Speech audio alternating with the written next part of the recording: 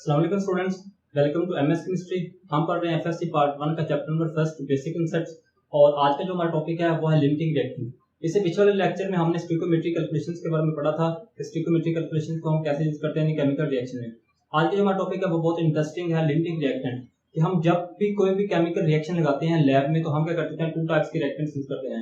या हम कह लें कि हम टू टर्म्स यूज करते होते हैं, एक हम टर्म यूज करते हैं एक्सेस रिएक्टेंट और एक हम यूज करते होते हैं लिमिटिंग रिएक्टेंट। अब एक्सेस कौन सा होता है और लिमिटिंग कौन सा होता है?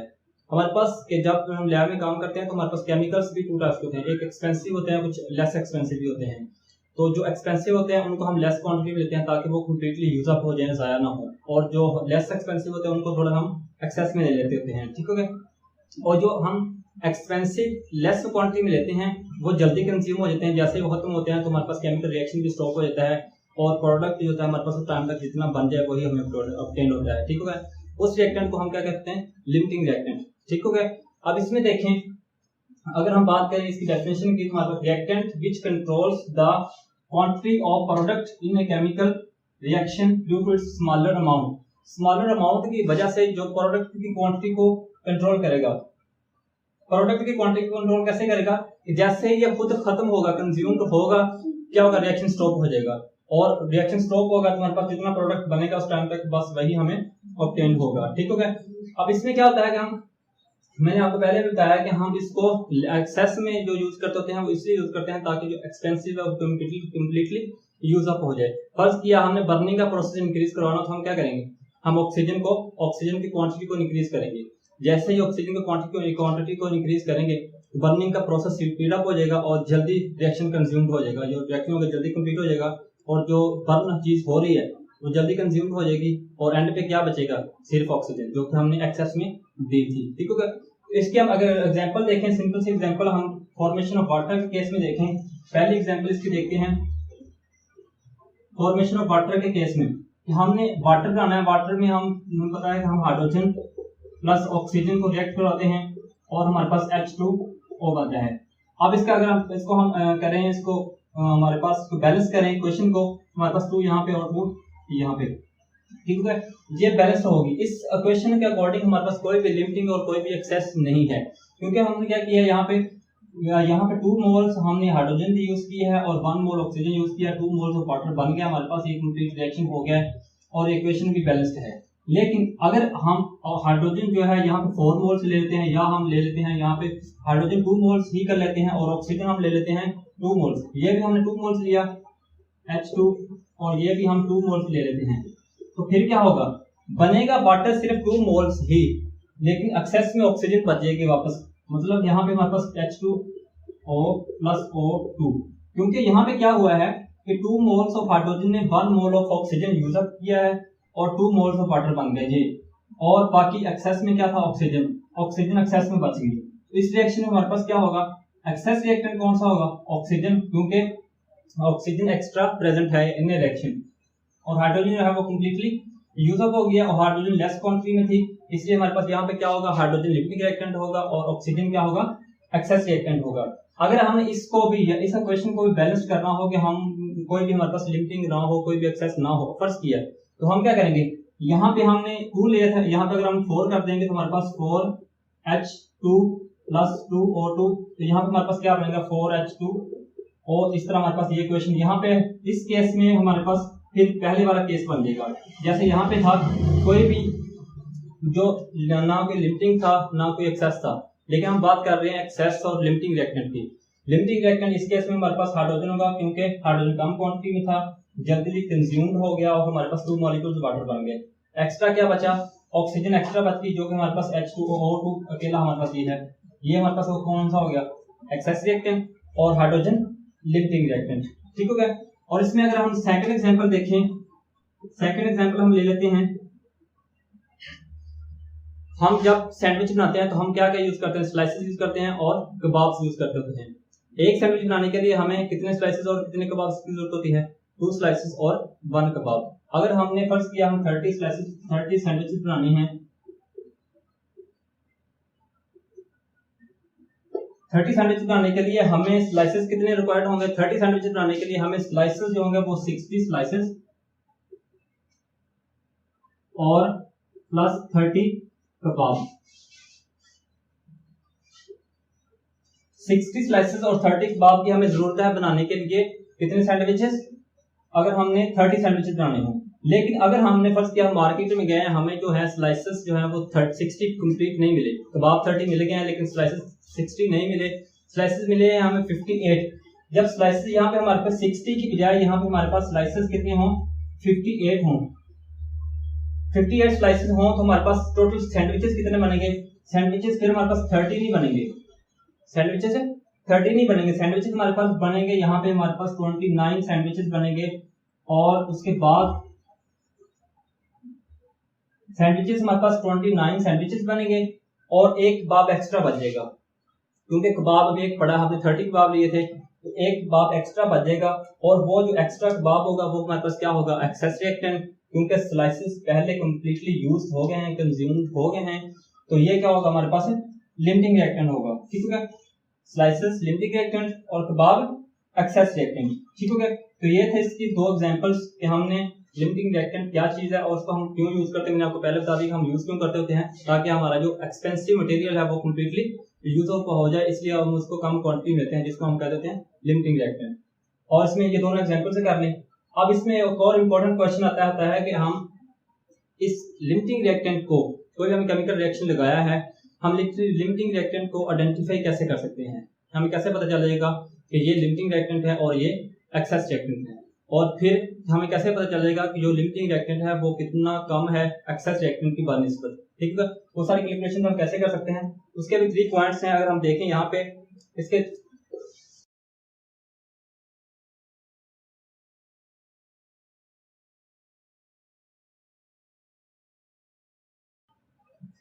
नेक्स्ट आता है हमारे पास identification.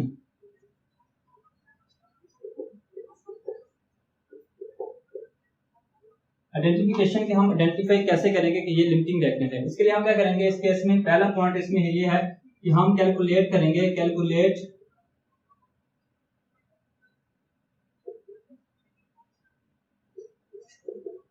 Moles from the given amount of reactant.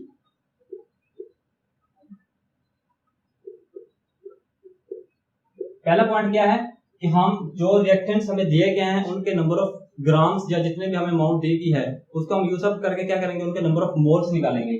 Second क्या करेंगे, फिर हम उन्हीं को यूज अप करके हम निकालेंगे number of moles of product using equation.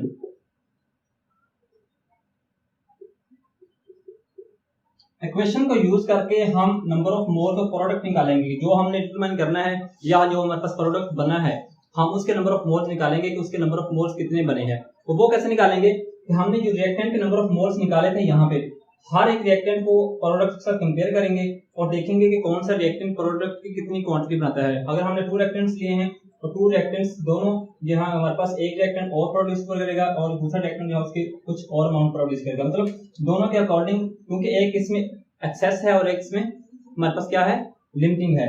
अब ये पॉइंट यहाँ तक हो गया कि हमारे पास हम क्या करेंगे, number of moles of product निकालेंगे यूजिंग केमिकल रिएक्शन। अब थर्ड पॉइंट हमारे पास ये होगा, हम ये चेक करेंगे कि जो रिएक्टेंट प्रोडक्ट की लीस्ट अमाउंट प्रोड्यूस करेगा वो हमारे पास लिमिटिंग रिएक्टेंट होगा, which produce least amount of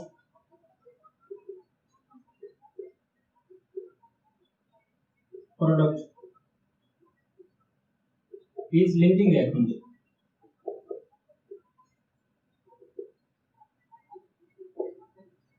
वो क्या होगा हमारे पास, लिमिटिंग रिएक्टेंट होगा।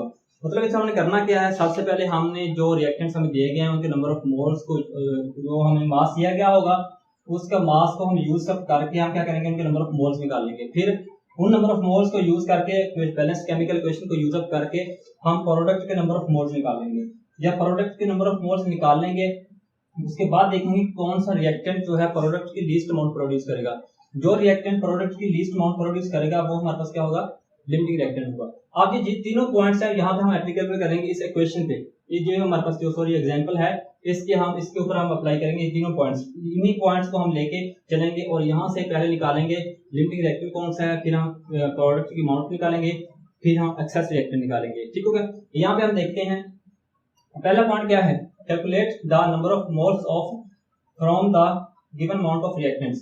आप यहाँ पे देखें एग्जाम्पल क्या है, NH3 produced can be prepared by heating together two solids NH4Cl and calcium hydroxide if mixture containing 100 grams of each solid is heated, then calculate number of grams of NH3 produced and calculate excess amount of reactant।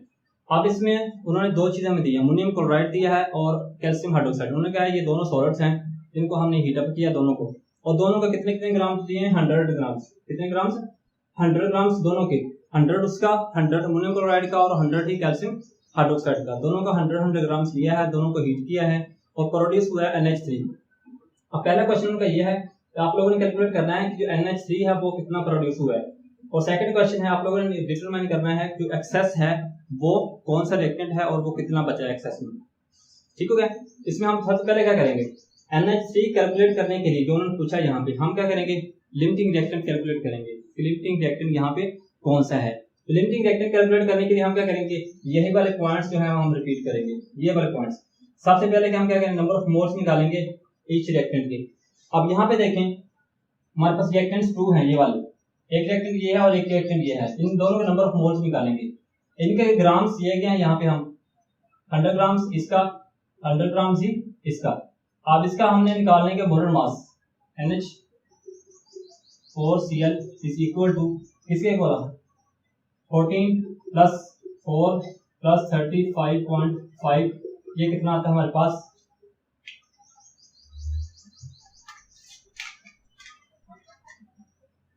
14 plus 4 plus 35.5,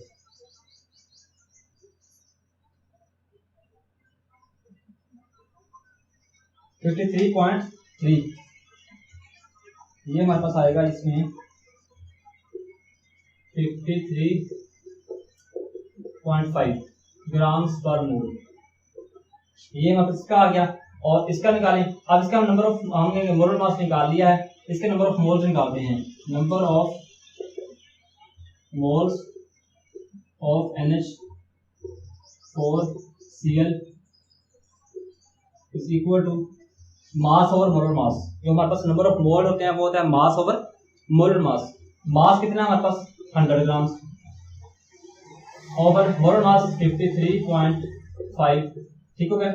अब यहाँ पे देखेंगे number of moles कितने लिख सकते हैं, यहाँ पे 100 डिवाइडेड बाई 53.5, यहाँ पे हमारे पास आएंगे ये 1.8 मोल्स, 1.8 मोल्स आते हैं यहाँ पे इसके नंबर ऑफ मोल्स जो होते हैं NH4Cl के।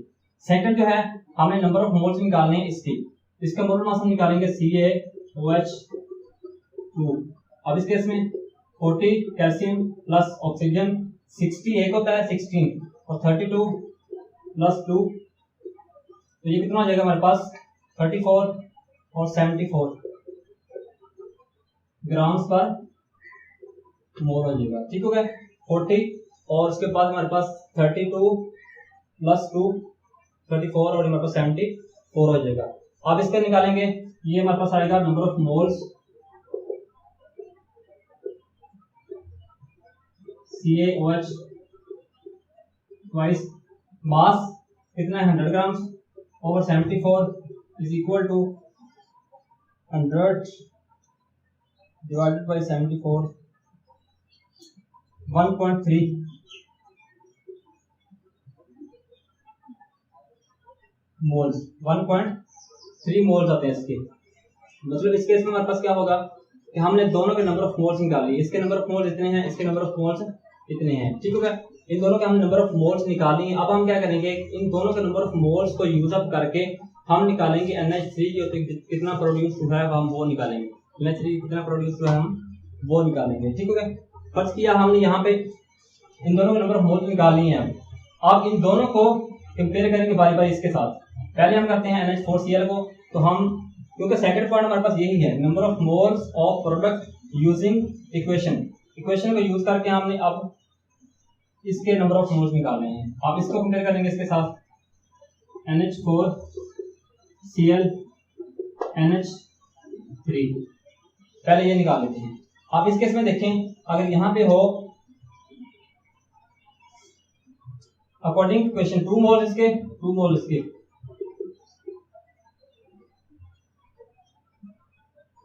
अगर इसका 1 मोल लें, इसका 1 मोल होगा। अगर इसका हम लें 1.8, ये 87 आता है, 1.87, तो यहाँ पे भी इसके 1.87 ही होंगे। ठीक हो गया। अब इसको यूज करेंगे तो हमारे पास ये आ जाएगा कि हमने इसको इसके साथ कंपेयर किया। ये जो है रिएक्टेंट NH4Cl, ये NH3 कितना प्रोड्यूस करेगा, 1.87 मोल्स इसके यूज करेगा। इसके कितने मोल्स बनेंगे हमारे पास NH3 के। ठीक हो गया। अब सेकंड पॉइंट है, अगर हम कंपेयर करें इसको CaOH2 को इसके साथ NH3 के साथ, अकॉर्डिंग टू इक्वेशन के अकॉर्डिंग अगर हम इसका 1 मोल लें, इसका कितने प्रोड्यूस होते हैं 2, इसका 1 लें, इसके 2 प्रोड्यूस होते हैं। अगर इसका हम लें, यहाँ पे हमने कितने निकाले हैं 1.3 लें, तो इसके कितने होंगे 1.3 को हम मल्टीप्लाई करेंगे इसके साथ, हमारे पास ये 1.3 इंटू 2, ये हमारे पास आएगा 1.3 इंटू 2, 2.6 इतने नंबर ऑफ मोल्स आते हैं इसके। ठीक हो गया। मतलब इस सारी कैलकुलेशन जब तक जो हमने यहाँ तक की है, यहाँ तक, इसका मतलब ये है कि सबसे पहले हमने पहला जो पॉइंट था ये वाला, calculate the number of moles of reactants from the given amount of reactants. हमने जो रिएक्टेंट्स पहले लिए हैं उनके हमने नंबर ऑफ मोल्स निकाले। जैसे हमने ये रिएक्टेंट था और ये रिएक्टेंट, दोनों के नंबर ऑफ मोल्स हमने निकाल लिए, क्या यूज करके, इनके गिवन अमाउंट। ठीक हो गया। फिर हम क्या करेंगे, इनके जो हमने रिएक्टेंट्स के नंबर ऑफ मोल्स निकाले थे दोनों के, उन दोनों को कंपेयर करेंगे प्रोडक्ट के साथ और प्रोडक्ट के नंबर ऑफ मोल्स निकालेंगे कि कौन सा रिएक्टेंट प्रोडक्ट की कितनी क्वांटिटी प्रोड्यूस करता है। अब हमने ये दोनों निकाल लिए। अब हमें कैसे पता चलेगा कि ये लिमिटिंग रिएक्टेंट है या ये लिमिटिंग रिएक्टेंट है। इसके लिए थर्ड वाला पॉइंट हम यूज करेंगे, which produced least amount of the product is limiting reactant. अब हम देखेंगे कि कौन सा रिएक्टेंट जो है प्रोडक्ट की लीस्ट अमाउंट प्रोड्यूस करेगा, वो होगा हमारे पास लिमिटिंग रिएक्टेंट। ठीक हो गया। अब इस केस दोनों केस में देखें, NH4Cl कितना प्रोड्यूस करता है, NH3 1.87 मोल्स, और कैल्शियम हाइड्रोक्साइड जो है वो NH3 कितना प्रोड्यूस करता है 2.6 मोल्स। तो कौन सा काम प्रोड्यूस कर रहा है, NH4Cl least amount of produce कर रहा है NH3 की। तो ये हमारे पास क्या कौन सा होगा, लिमिटिंग रिएक्टेंट। अब हमें पता चल गया कि ये लिमिटिंग रिएक्टेंट है क्योंकि ये लीस्ट अमाउंट प्रोड्यूस कर रहा है। अब यहाँ तक हमारे पास हो गया कि हमें लिमिटिंग रिएक्टेंट पता चल गया, हमें पता चल गया कि ये जो है NH3 प्रोड्यूस उतनी हो रही है। अब जो हम क्वांटिटी लेंगे NH3 की, जो हमने, क्योंकि इसका हमने नंबर ऑफ ग्राम्स निकालने हैं, यहाँ पे हमने निकाले नंबर ऑफ मोल्स।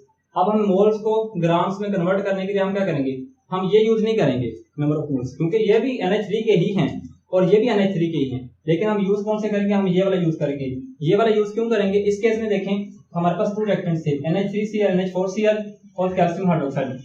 इस केस में लिमिटिंग रिएक्टेंट ये वाला है, ये लिमिटिंग रिएक्टेंट है, और लिमिटिंग रिएक्टेंट मैंने आपको बताया था कि पहले कंज्यूम हो जाएगा, जैसे ये कंज्यूम होगा रिएक्शन क्या हो जाएगा, स्टॉप हो जाएगा। इसका मतलब ये हुआ कि जैसे ही NH4Cl जो है वो 1.87 मोल्स यूज अप होगा, उस टाइम तक जितना NH3 प्रोड्यूस होगा बस वही प्रोड्यूस होगा, उससे नेक्स्ट प्रोड्यूस नहीं होगा। इसलिए हम क्या करेंगे, इसको कंपेयर किया था ना, तो हम इसके नंबर ऑफ मोल्स निकालेंगे। NH3 जो है 1.87 मोल्स, इसके ना के इसके, क्योंकि लिमिटिंग रिएक्टेंट हमारे पास ये है, तो ये लेंगे हम। NH3 नंबर ऑफ मोल्स हमारे पास क्या है, ये निकले हैं। अब इन नंबर ऑफ मोल्स को हम क्या करेंगे, ग्राम्स में कन्वर्ट करेंगे। नंबर ऑफ मोल्स को क्या करेंगे, ग्राम्स में कन्वर्ट करेंगे इनको।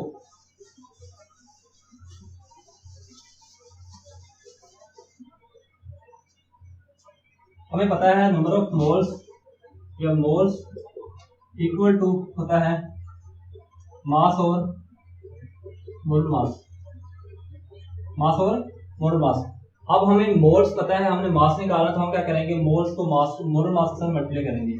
और NH3 जो है इसका जो मोल मास होता है 17 मोल ग्राम्स पर मोल होता है, 17 ग्राम्स पर मोल NH3। इसको करेंगे तो हमारे पास मास इज इक्वल टू आएगा ये मोल्स है 1.87 इंटू 17, ये हमारे पास कितना आएगा, इसको मल्टीप्लाई करें तो हमारे पास सही आएगा 1.87 इंटू 17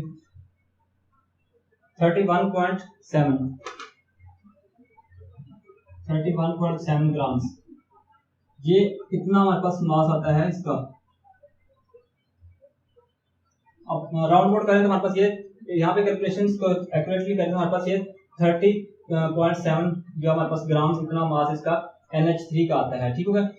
पहला पॉइंट जो था हमारे पास वो हो गया कि हमने calculate number of grams of NH3 produced. हमने NH3 जो है कितने ग्राम्स प्रोड्यूस हुई है वो हमने कैलकुलेट करनी है, तो हम कैलकुलेट कर लेते हैं यहाँ से। ठीक है। कैसे, रिएक्टेंट नंबर ऑफ मोल्स निकाले, रिएक्टेंट नंबर ऑफ मोल्स को यूज अप करके हमने प्रोडक्ट जो हमारे पास ये प्रोडक्ट था इसके नंबर ऑफ मोल्स निकाले, और फिर हमने देखा कि कौन सा रिएक्टेंट इसकी NH3 की लीस्ट अमाउंट प्रोड्यूस कर रहा है, वो हमारे पास लिमिटिंग था, तो फिर हमने उसकी क्वांटिटी यूज की, उस मोल्स को हमने किसमें कन्वर्ट किया, इसमें ग्राम्स में। तो ये हमारे पास पहले वाला पॉइंट जो है हो गया। तो इसकी हमारे पास अमाउंट कितनी आई, 31.7 ग्राम्स। ठीक हो गया। अब सेकंड पॉइंट हमारे पास आता है यहाँ पे, तो उन्होंने कहा calculate excess amount of reactant. अब उन्होंने कहा कि वो रिएक्टेंट डिटरमाइन करें, मतलब जो एक्सेस रिएक्टेंट है वो डिटरमाइन करें कि वो कितने ग्राम्स है या कितने मोल्स है या कितने ml है वो बाकी बचा है। ठीक है। अब हमने वो निकालना है। अब दो रिएक्टेंट हमने लिए थे NH4Cl और कैल्शियम हाइड्रोक्साइड। हमें पता चल गया कि ये जो है हमारे पास ये वाला लिमिटिंग है, एक्सेस तो यही बचा। अब हम क्या करेंगे, हम इसके नंबर ऑफ मोल्स निकालने हैं या नंबर ऑफ ग्राम्स निकालने हैं कि ये कितना बाकी बचा है और यूज कितना हुआ है, हमें ये निकालना है। इसके लिए हम क्या करेंगे, इन दोनों को कंपेयर करेंगे। इन दोनों को कंपेयर करेंगे तो हमें पता चल जाएगा कि इसके इतने नंबर ऑफ मोल्स में इसके कितने number of moles use up किए हैं। उसके लिए हम क्या करेंगे, इन दोनों को हम करेंगे कंपेयर।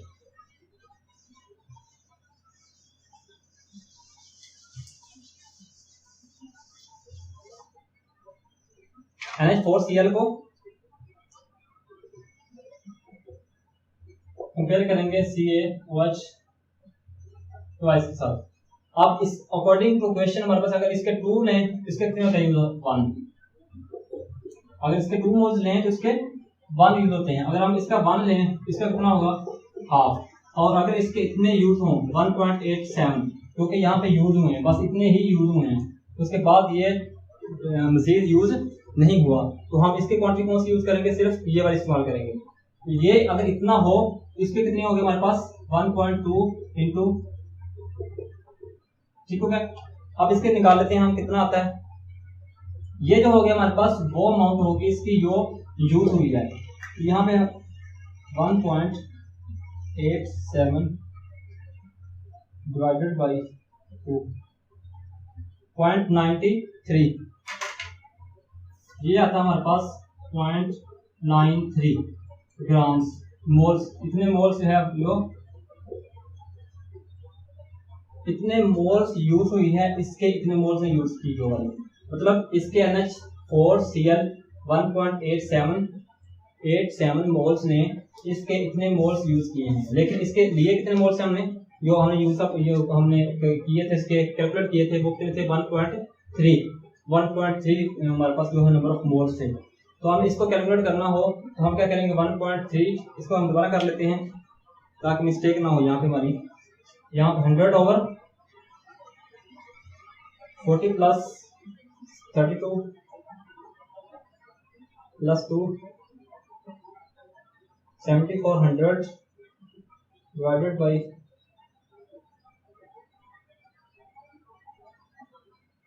74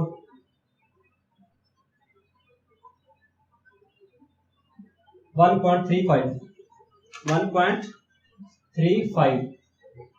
तो ये एग्जैक्ट हमारे पास इसके नंबर ऑफ मोल्स हैं। अब हम क्या करेंगे, इतने नंबर ऑफ मोल्स हमने इसके लिए थे और यूज कितने हुए हैं, इतने नंबर ऑफ मोल्स। ठीक है, मतलब यहाँ पे number of moles of CaOH used, जो यूज हुए हैं वो इतने हैं। तो हमने जो बाकी बचे हैं लेफ्ट बिहाइंड वो हमने निकालने हो कि बाकी कितने बचे हैं। ये तो इतने यूज हो गए हैं, इतने हम लिए थे, यूज कितने हो गए, इतने, और हमने बाकी निकालना है कि बाकी बचे कितने। तो हम क्या करेंगे 1.35 माइनस 0.93, इसको करेंगे हमारे पास ये आएगा इसका आंसर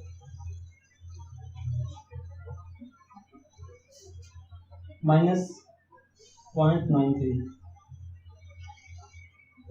0.42 मोल्स, 42 मोल्स, इतने मोल्स इसके बाकी बचे हैं। अब अगर हमने इसको नंबर ऑफ मोल्स को हमने कन्वर्ट करना हो कितने किसमें, ग्राम्स में, तो हम क्या करेंगे इसको इसके मोलर मास के साथ मल्टीप्लाई कर देंगे। Mass of CaOH left behind, इसका कितना मास बाकी बचा है, तो हम कैसे करेंगे इसको 0.42 इंटू 74, क्योंकि हमारे पास ये कितना आता है इसका 74 आता है, इसको मल्टीप्लाई करेंगे तो हमारे पास ये आएगा इसका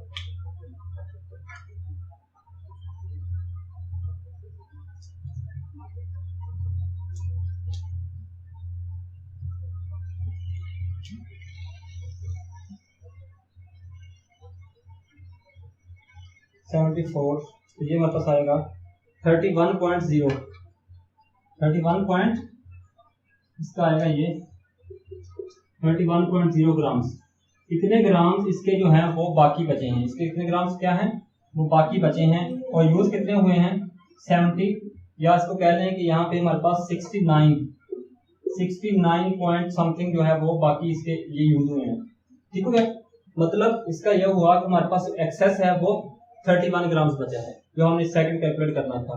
ठीक हो गया, तो ये थी इसकी एग्जांपल लिपिक रिएक्टेंट की। तो हमने सबसे पहले लिपिक रिएक्टेंट में इसकी डेफिनेशन देखी, इसकी एग्जांपल्स और इसको हम आइडेंटिफाई कैसे कर सकते हैं वो मैंने इसको आपको एग्जांपल की मदद से इसको बताया कि आप इसको कैलकुलेट कैसे कर सकते हैं। पहले रिएक्टेंट के नंबर ऑफ मोल्स कैलकुलेट करेंगे, फिर उन रिएक्टेंट के नंबर ऑफ मोल्स को यूज अप करके प्रोडक्ट के नंबर ऑफ मोल्स निकालेंगे, फिर हम देखेंगे कि कौन सा रिएक्टेंट प्रोडक्ट की लीस्ट अमाउंट प्रोड्यूस कर रहा है, वो हमारे पास लिमिटिंग होगा, और जो लिमिटिंग होगा उसी के अकॉर्डिंग हम प्रोडक्ट की नंबर ऑफ मोल्स लेंगे, उन मोल्स को कर लेंगे ग्राम्स में कन्वर्ट, और उसके बाद हमारे पास जो है पहला वाला पॉइंट जो सॉल्व हो जाता है कि हमने NH3 कितनी प्रोड्यूस हुई है। यहाँ पे मिस्टेक होती है कि यहाँ पे बच्चों को पता नहीं चलता कि हमने ये वाले नंबर ऑफ मोल्स लेने हैं या ये नंबर ऑफ मोल्स लेने हैं, क्योंकि ये भी NH3 के ही हैं और ये भी NH3 के ही हैं। लेकिन यहाँ पे एक बात अपने माइंड में रखें कि हमने NH3 के नंबर ऑफ मोल्स वो लेने हैं जो लिमिटिंग रिएक्टेंट हो, और लिमिटिंग रिएक्टेंट हमारे पास ये है, लिमिटिंग रिएक्टेंट कौन सा है ये वाला, तो हम ये वाला यूज करेंगे। इस नंबर ऑफ मोल्स को फिर ग्राम्स में कन्वर्ट करेंगे तो हमारे पास इतने ग्राम्स आता है, और फिर हम इसके एक्सेस डिटरमाइन करने के लिए इन दोनों को कंपेयर करेंगे तो हमारे पास जो है इतना यूज होता है ये वाला इसके कितने मोल्स में, तो बाकी जो हम माइनस कर लेंगे तो हमारे पास इसके नंबर ऑफ मोल्स आते हैं, मतलब मोल्स को हमने ग्राम्स में कन्वर्ट कर लिया, इतने ग्राम्स जो है CaOH